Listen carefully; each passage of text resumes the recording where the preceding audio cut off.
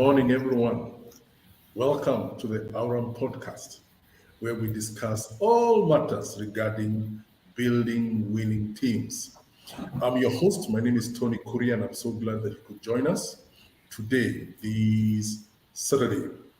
The Aurum podcast is hosted by Aurum Consultants, and we are human resource and risk advisory consultancy. We provide consultancy regarding all affairs regarding human resources and also risk advisory from the risk workplace risks as they involve OSHA and other related matters, and as well as we provide insurance advisory also in the same way.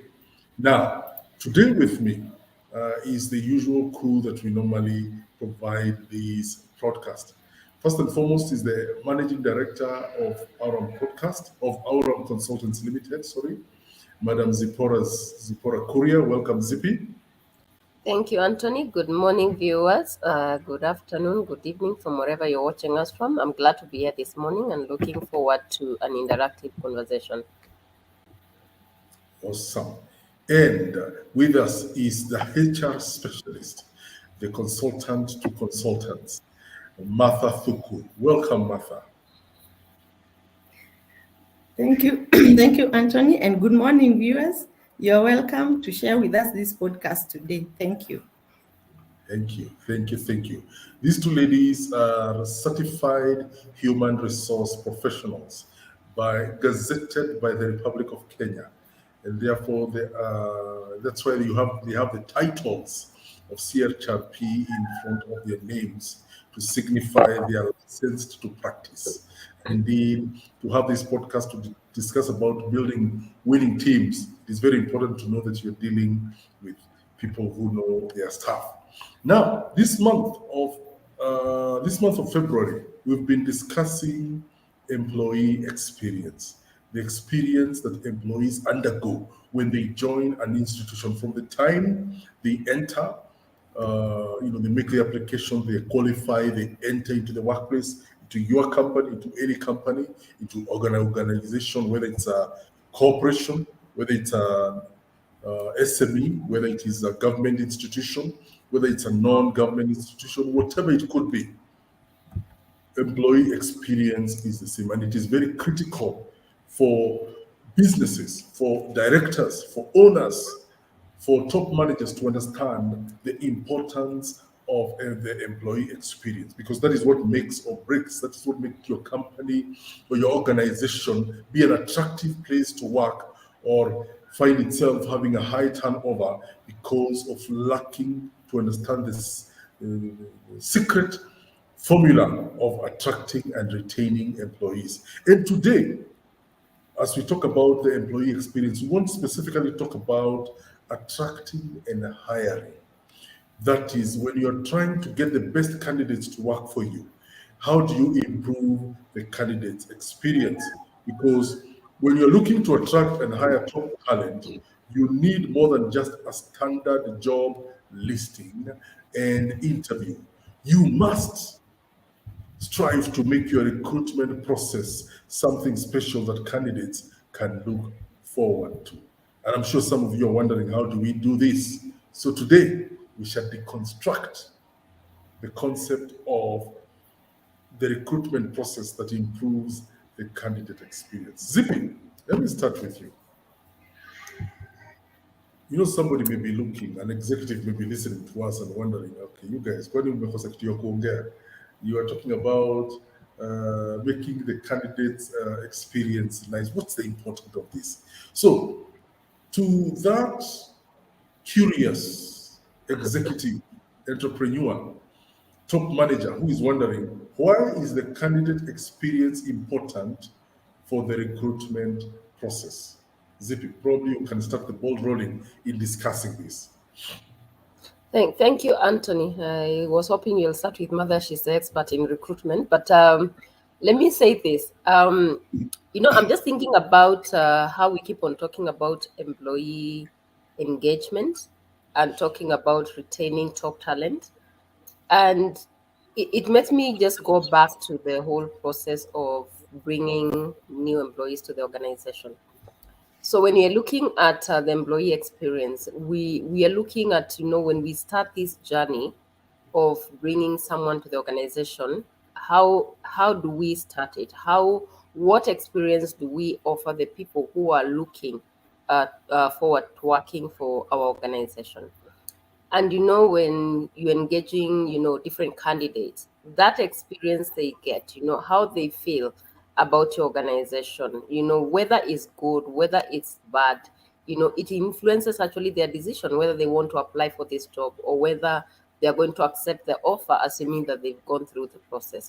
So I think the experience we create when we start from the process of recruitment, how we project the job out there, how we advertise the kind of a candidates we are looking for, how we structure our job description, it's very critical, because at the point of starting the interaction with the organization, it starts actually at the point when they see your advert and they have an interest of applying for that job within the organization. And that experience is very important. Is it clear? Is a job they're applying for very clear? How they're supposed to apply for the job? The timelines that are set for this job. A lot of times as HR professionals, we get accused. We advertise for jobs, but we advertise for jobs that are already filled in. I don't know whether, mother, you've had these comments, where we are accused. Yes, you have advertised for a job, but really your advertising is to just tick a box, but you already have someone to put in place. And sometimes I don't think that's true. I mean, there's a lot of jobs that are advertised and people get opportunities to go for the interview. But again, the experience we are giving out to the audience, to the people who are looking in, the people who are looking at applying for these jobs, how are we going to get back to them? Sometimes we'll get 1,000 applications. Is it clear even from the advert that you'll probably not be able to go back to everyone? And how do you give feedback to the different candidates that are applying? So I think just starting the journey of getting a new employee to the organization and the interactions they're going to have and the different experiences they're going to start having from the point of applying for a job, I think that is very critical. And I think when you look at it and you look at the whole journey of the employee journey in the organization, it will boil down to whether that employee will stay in the organization and whether they will be engaged, or whether you will end up giving an offer and they say, no, I can't work for you. So I think just to bring this conversation to life, that will be my take in terms of, how do you start having a good experience or giving a good experience to candidates who are looking at working for your organization. That's a good place to begin the conversation. Martha, Zippy said you are an old hand in the recruitment process. Now, share with our audience how you would look at this issue of the importance of the recruitment, the importance of candidate experience in the recruitment process. Thanks, Anthony. Yeah, and Zippy, you are right. It's kind of for me, it's in my heart. Regarding how we do recruitment, and you can imagine, Tony, because all of us have been in interviews. Yes. Everyone somewhere have been in an interview, and I'm sure there's always what you take from that interview. And also, it's so important to listen to candidates, what they think about how your process was. So most organizations call it recruitment process, others call it talent acquisition. And whatever it is that you call it, the most important thing to know from this podcast is it's the same thing. How do you get candidates to come and fill your positions? And we have various such engines for talent acquisitions. And you can use different talent engines for different positions. Because then, there could be the top positions, there could be the middle level positions, and there could be the bottom positions. You'll find the candidates who are seeking for the particular job, they may not be in the talent acquisition platform that you are checking or where you are advertising for your job. So it's the first, and for your recruitment to be successful, the first thing you want to ask yourself, for this position, the candidates I'm looking for, the best candidates, where would they likely be searching for jobs? And that's why it may not, you don't just put an advert.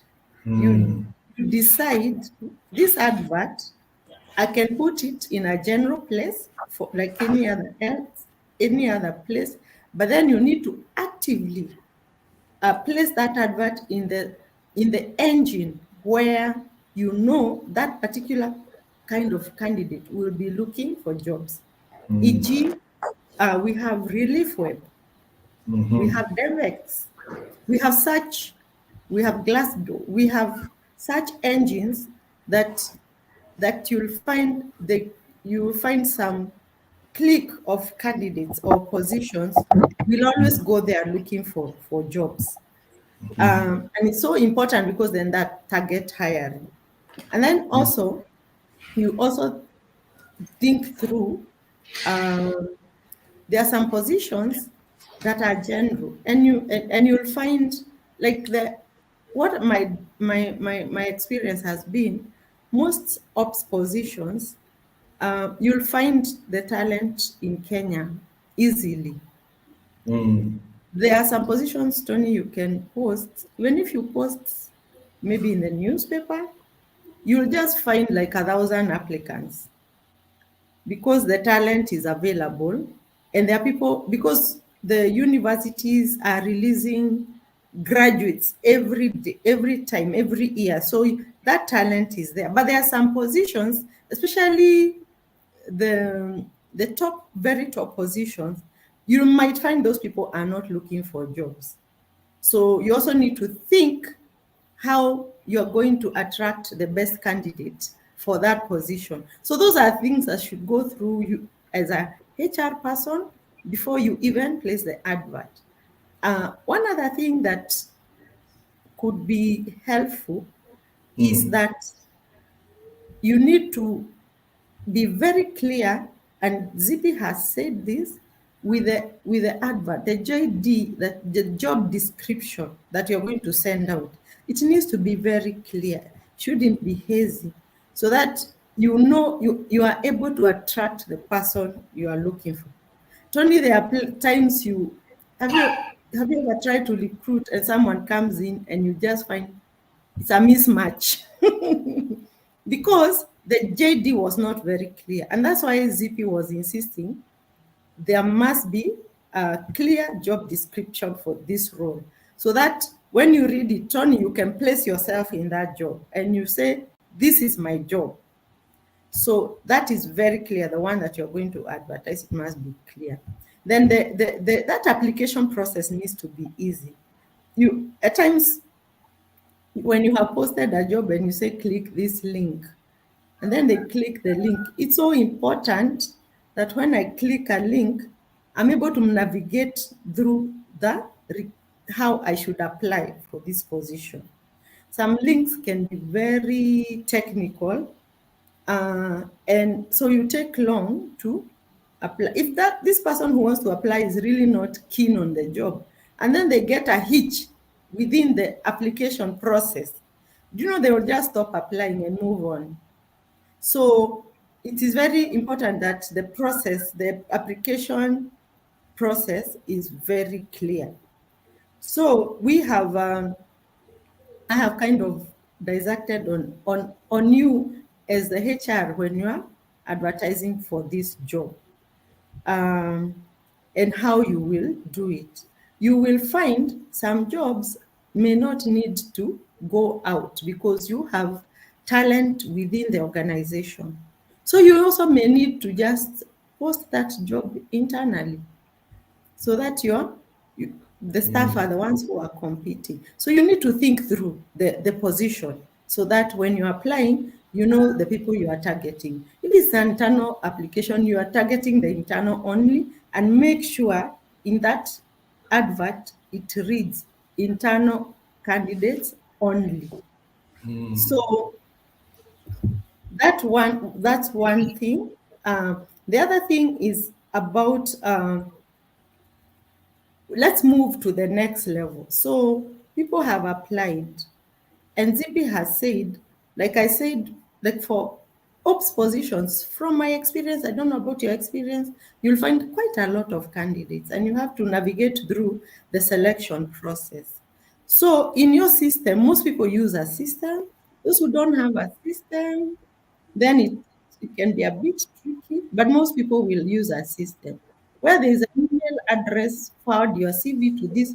That's good, but then you need to have a kind of a selection criteria, because if you have 1,000 applicants and the position is one, you may need only to interview maybe a maximum of 5 people.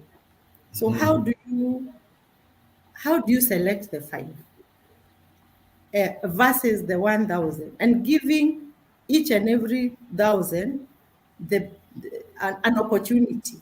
So you'll find in most of recruitment portals, there's a selection criteria where they tick so that the CVs that get to the organization are only that fit the minimum qualifications. Applicants will always apply. So you make sure that the people who are coming into your portal are only the ones who meet the minimum qualifications.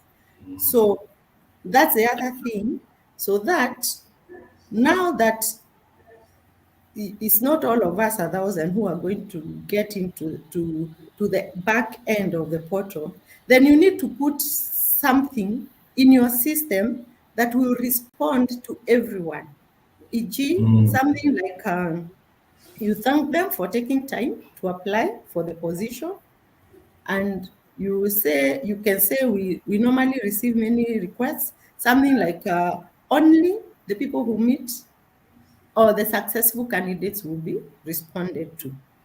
So let that go to everyone, the good ones and the ones that will not be responded to. Meaning, if I see that, and you can even add, if we have not communicated by this time, you can know you are not successful. Because then you will not be able to contact each one of them telling them, no, you are not successful. Let the email go out, an automatic email. It just goes out, and so they are aware. If I don't get contacted, then means I was not recruited. I was not successful in being shortlisted. So that is so good because then I don't have to wait without any communication. And then I applied, then I was not communicated to, so I don't know what happened. So those are just some small tips on that. So once people have come in and they have applied for the position, you get your short list. It's so good to just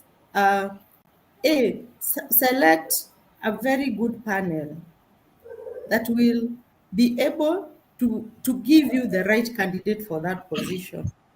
You know, Zippy said something, and it happens to some organizations, and this is very unfortunate, where you know the candidate you want, but then you still go through the process. First of all, recruitment process is so time consuming for the organization. You're wasting resources, you're wasting money. So if you know that this position is going to maybe internally, just have the internal. Just have the internal. Don't have this whole big process, knowing very well you know who you're going to give. The other thing that is not good is that knowing who you're going to give. Because how did you come up with that person? So are you accountable to your recruitment process? Because if you're not, you need to be open with your recruitment process. And that's why it is important. It's a policy in the manual, in the HR manual, to have the recruitment process. And some organizations are so good, they can even tell you, we have received your application, we like next steps. You just put the steps to your recruitment process. that makes the candidate happy that they know after this is this, after this is this. Because then there are some organizations that are very vigorous. By the time you get now to be interviewed, maybe by the directors of the organization, you have gone through a process. But if they had prepared you, so you are aware that these are the steps for this. So as much as you have other policies in your HR manual, I would advise you add the recruitment process or recruitment policy in as part of your policies in your HR manual. And everyone is aware this is how things will go. You will be able to, you will be able to curb that statement that these people are advertising and they know who they want. Some of them is perception, and some of them could be true. If it's true, it's very unfortunate. Now, once you have done that and you have your short list, then you need to just ensure that you have prepared yourself well, you have prepared your panelists well, and you have kind of a structure in your recruitment process, and how that even those interviews will go. I want to reach to the point of the interviews because that's where things, for me, I feel a bit challenged, where you find that you can go for an interview and you find these people are not prepared. Or they were prepared, but they did not prepare nicely. So me and Tony and Zippy, we have applied for the same position, and we go to the organization, we're in the waiting area, and we all meet there.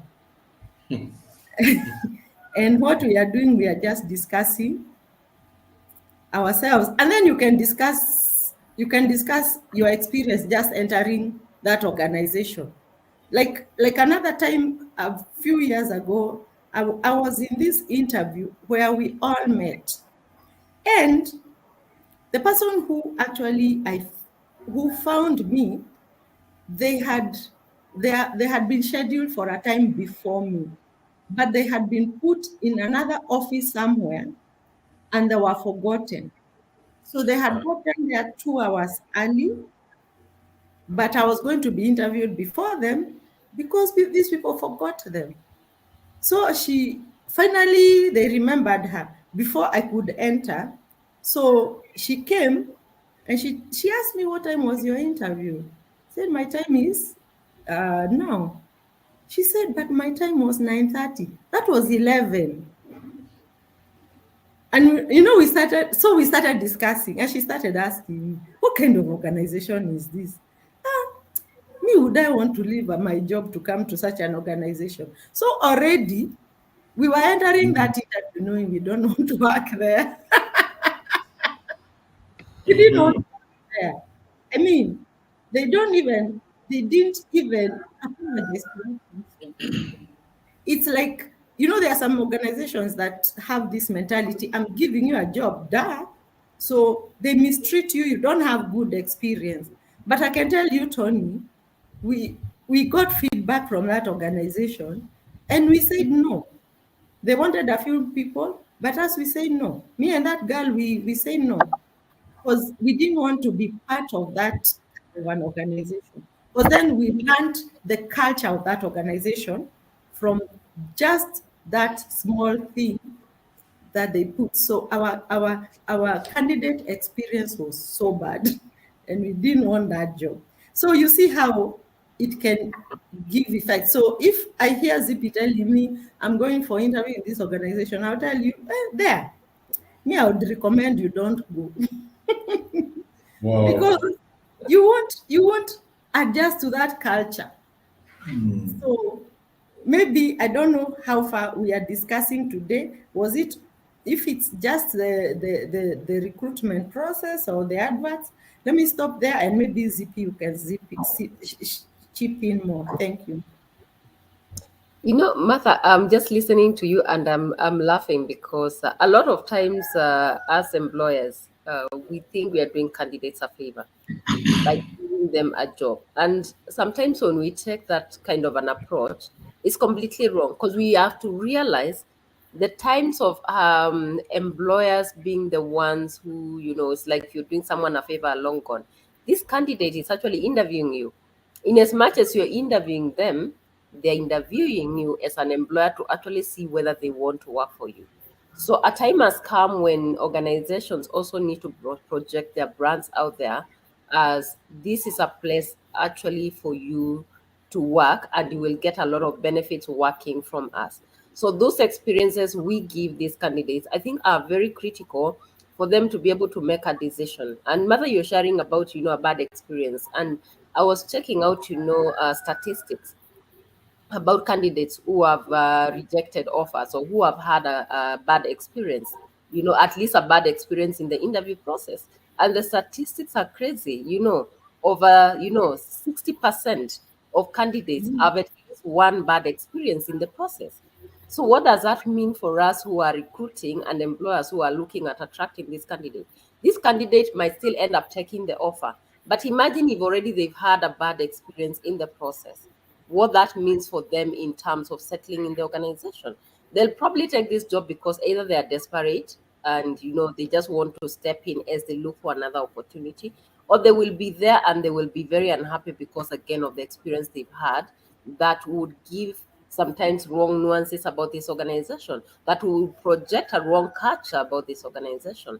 So I think it's important for us as HR professionals, as recruiters, as employers, to relook at our recruitment process and to see what are we looking for.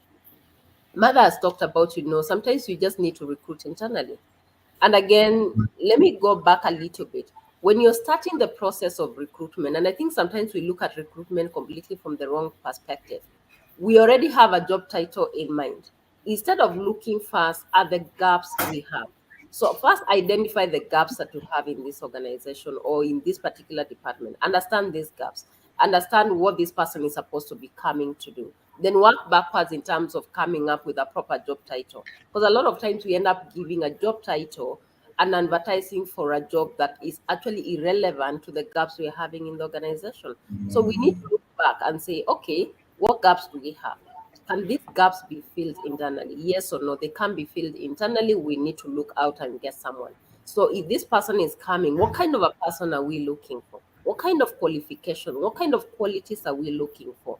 Does that mean we don't have that internally? We say we don't have. So if we have defined very clearly, this is what we need, then becomes very easy for us to say, okay, for this position, then probably this is the title we need to have. Sometimes I feel as HR professionals, and I think sometimes it's from a policy perspective, we can be very rigid, and we can be, the position can only be, an HR manager, but you're probably not looking for an HR manager. Maybe you're looking for an experiential manager. You are looking for an HR experiential manager. You're not necessarily looking for an HR manager. So again, just looking back and seeing what you really need so that we create pleasant experiences. Because remember what I said earlier, this will actually create what we call the employee engagement, the employee wanting to be here, the employee wanting to refer someone else to work for you. Mother has talked about, sometimes candidates will not refer another candidate to go and work there because of experiences they've had during the recruitment process. So again, you can already see the engagement is affected even before the employee starts working for you. So again, I think it's very critical for us to look at some of these things. They might seem small, they might seem like very minute, irrelevant, but I can guarantee you they are very important in the process, and they will help you in terms of getting a good person to work for you.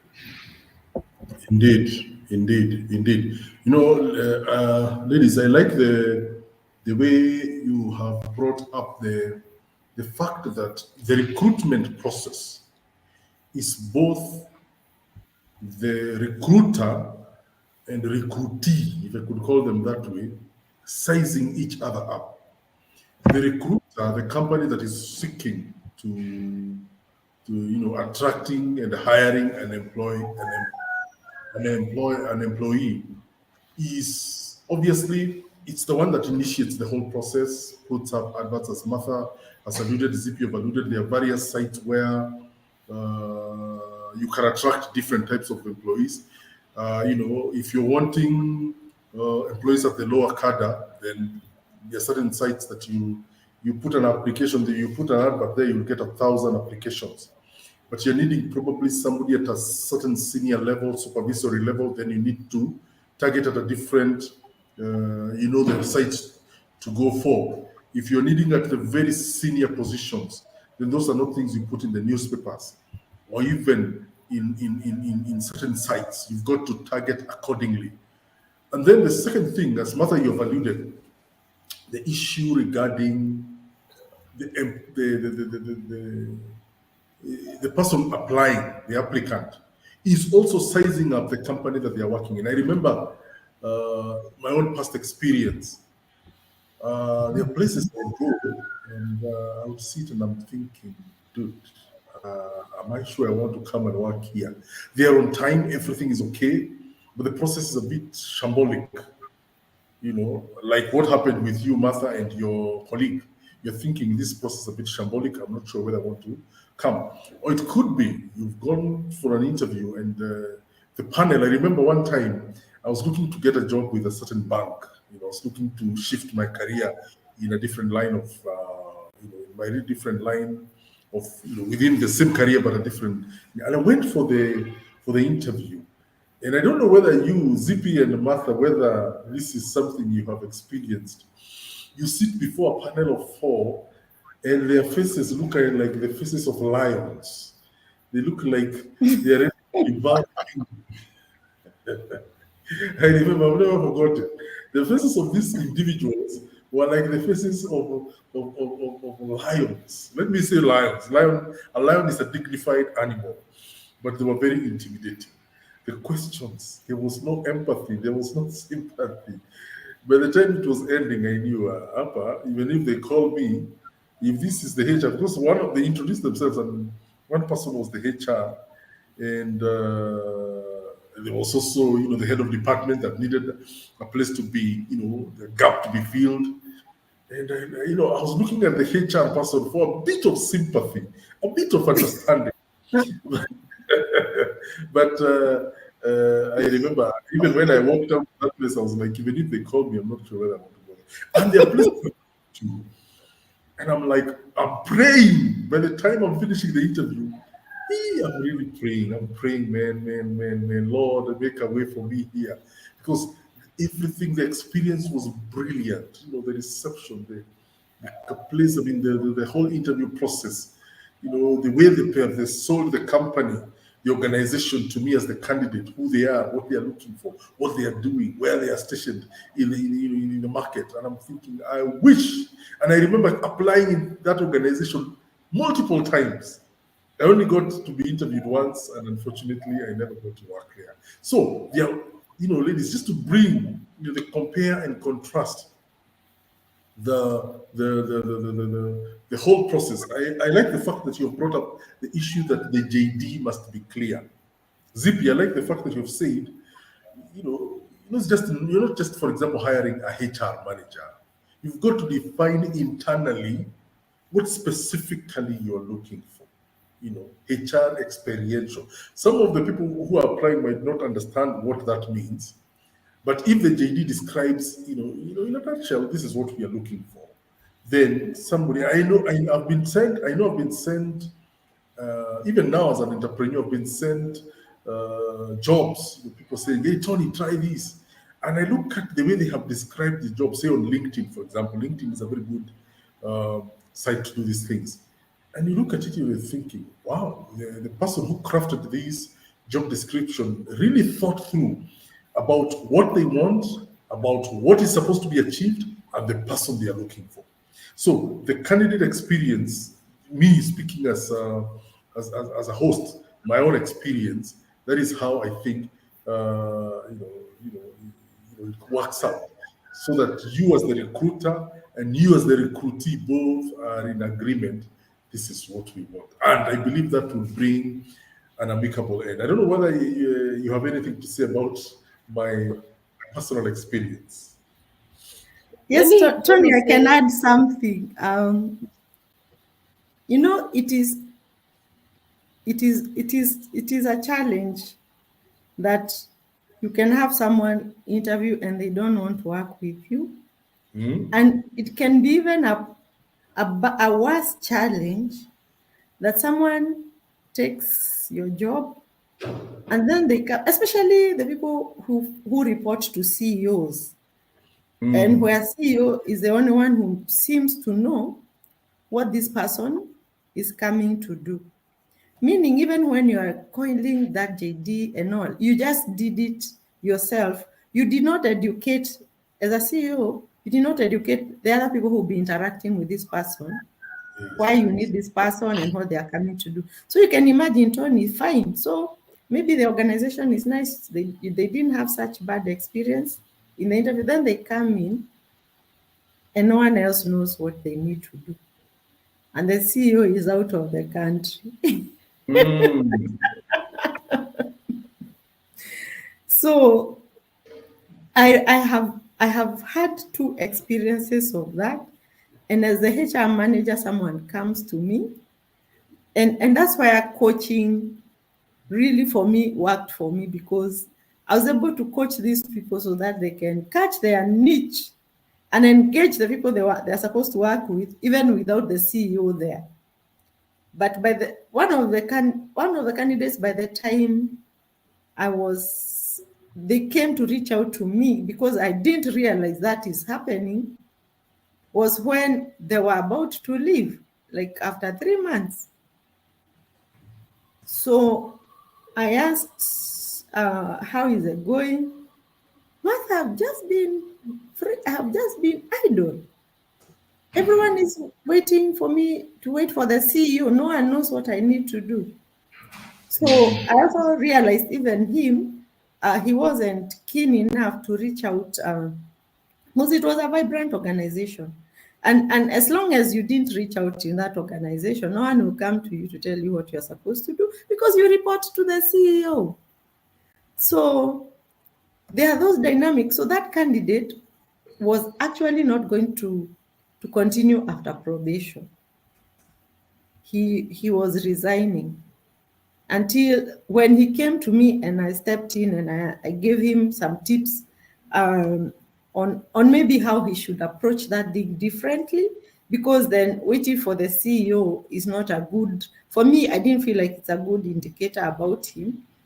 But he took my challenge, and suddenly he was happy to work with the people. So it's such a dynamic, because you employ someone who comes and doesn't know, people don't know what they are doing. You employ someone and they come in and they can't do the job because the job description at the time of advert was not articulating nicely. So you want, in your head as a CEO, you want this kind of a person, but the JD talks something different. So after the recruitment process, the person you got really is a mismatch for the job. And then you find you can't continue with this person because this is not what you wanted. And then that whole expensive process has to be repeated. So I will emphasize, like ZP, you must have a very clear job description of the job you are looking for. Maybe probably I had an experience when we got a mismatch and they had to go, they didn't even finish 2 months. And then we realized we didn't need even to advertise. We did not need to advertise because after that person resigned, we actually had a candidate internally who could step up to that role and do it very well.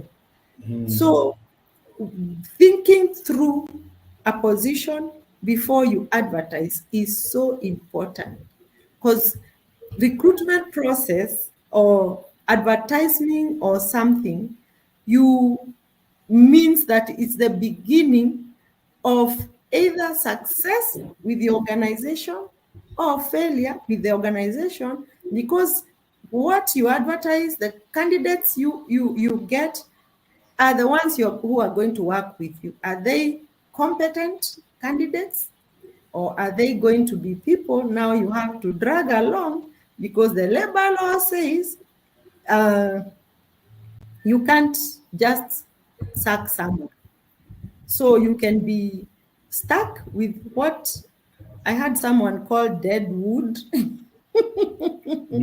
And what happens there is that you find, I recruited someone who can't do this job. And then probation is over and you still did not communicate. So you are stuck with that person. You know what you're going to do? Most managers, you find them shelving that person and rehiring, getting the right person. So you have that dead wood, and now you have the right person with you.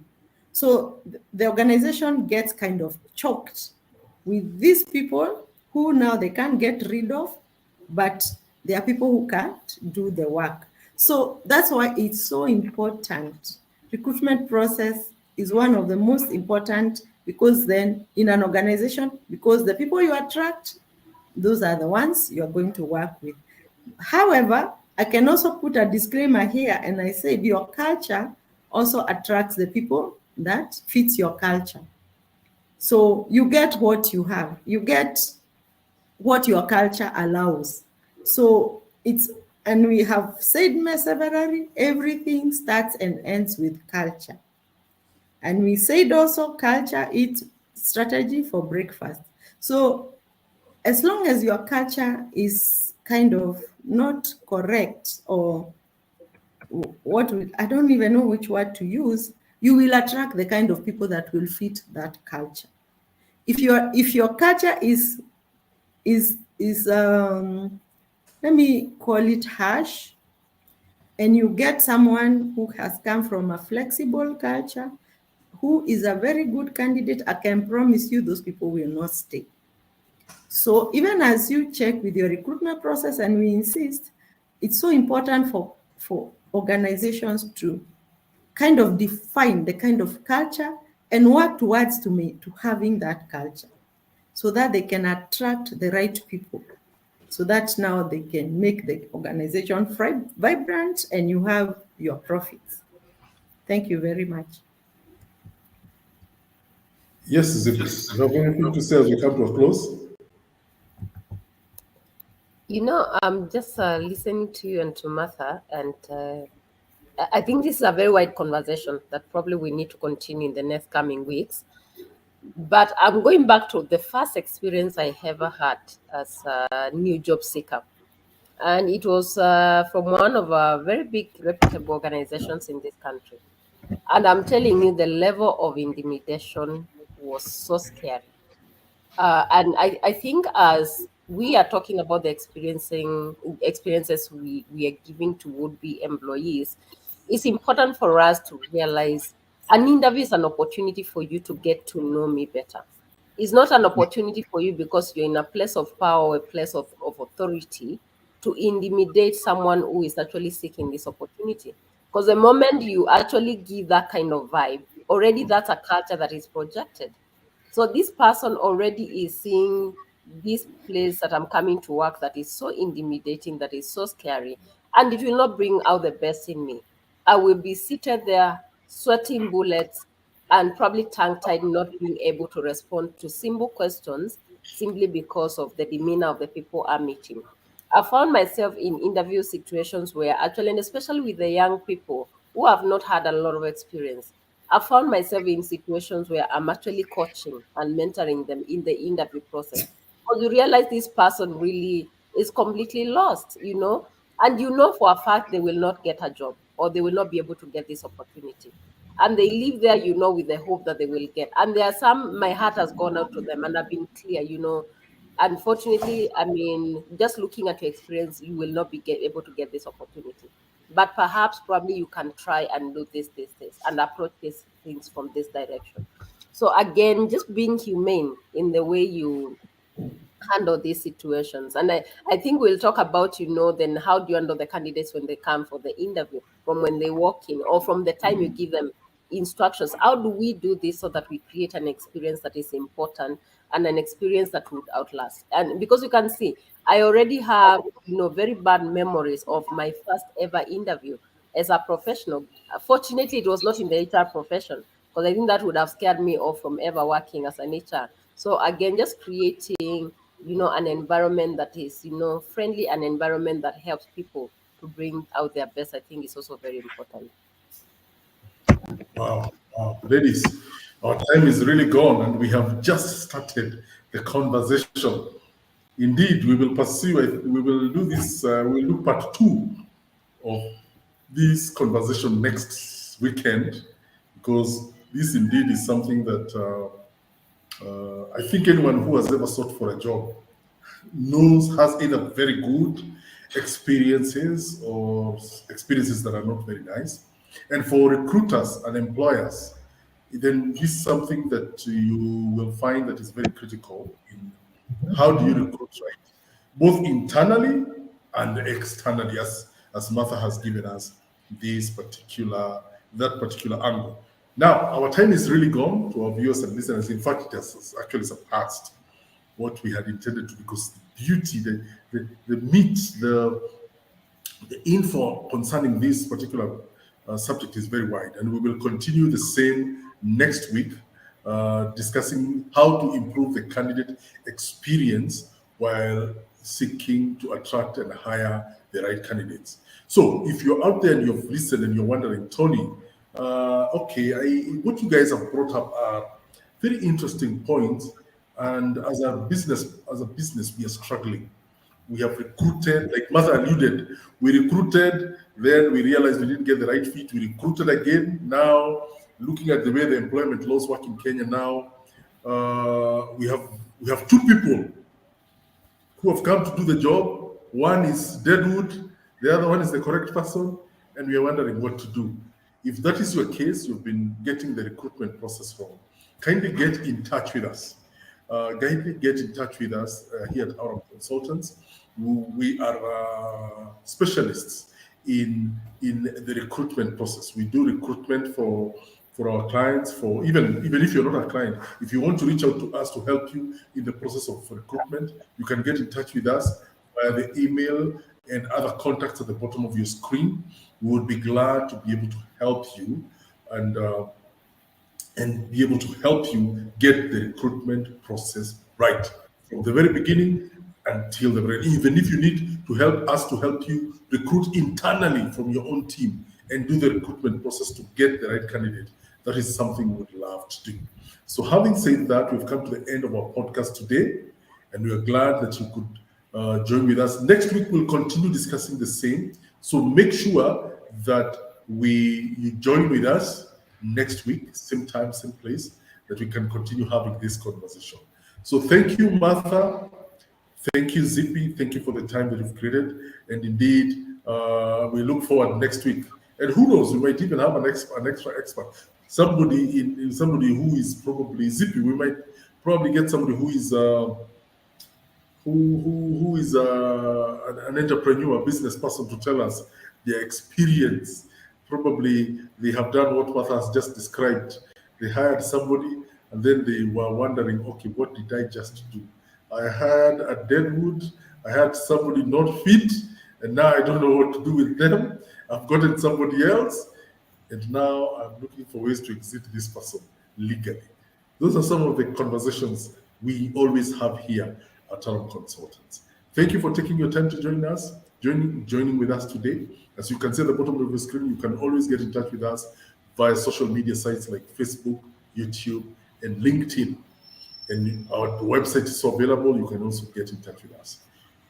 Ladies and gentlemen, we have come to the end of our podcast. Let's see you next week, same time, same place. God bless you.